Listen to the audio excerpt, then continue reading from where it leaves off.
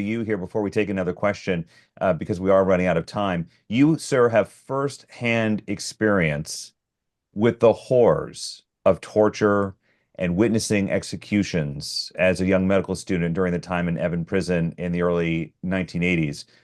And sadly, there is an alarming escalation of executions and torture of political prisoners in Iran that we've seen covered by journalists. Now, according to Fox News, Iran has executed close to 1,000 people in 2024, 1,000 people in the last calendar year, setting another highest record. How can international actors, including the U.S., do you believe, hold the Iranian regime accountable for its human rights record while supporting, as we've talked about here on this webinar, the Iranian people's aspirations for freedom and justice? Hi, Mark. Thank you for the question, and thanks to my co-panels.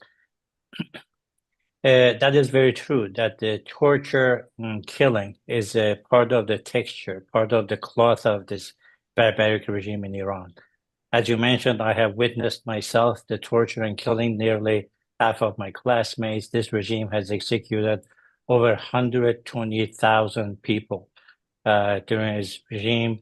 The most prominent one was in 1988, where they executed over 30,000 political prisoners. More than 90% of them were the supporters of the NCRI within very short few weeks, within 3 to 4 weeks. As you accurately mentioned, this regime has executed nearly 1,000 people during the 2024. 653 of them are under this new administration, Pezeshkian, who, unfortunately, I carry a previous co-physician status with him in Iran. And I think the point you're making, what is it that the new administration and international actors should do? My answer is they should point the regime to these atrocities, to keep him accountable. So when Lester Holt goes there, the NBC anchor, to talk to Pezeshkian, has to lift up the veil and say, how about this execution? How about nearly 1,000 executions, 700 of them under your veil? And at the same time, there's been a no to execution campaign inside the prisons, including Evin prison, where I was, across about 30 prisons in Iran. And we are getting close actually to its first anniversary.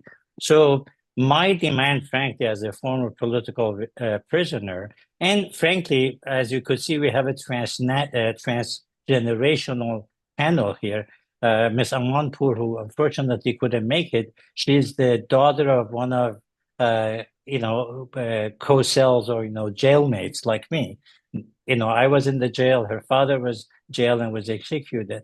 My demand is for the new administration to request a special envoy to focus on the human rights of Iran.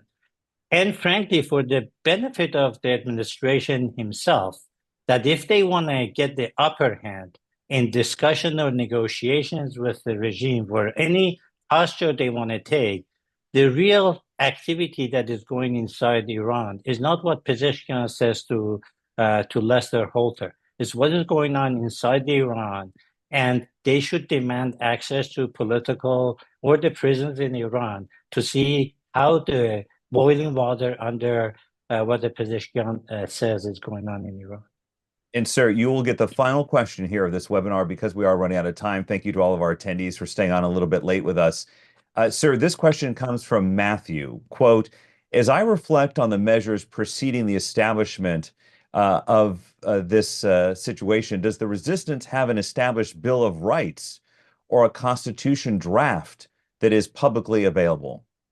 100%. As my co-panels have very nicely said, we are organized. We have really a government shadow.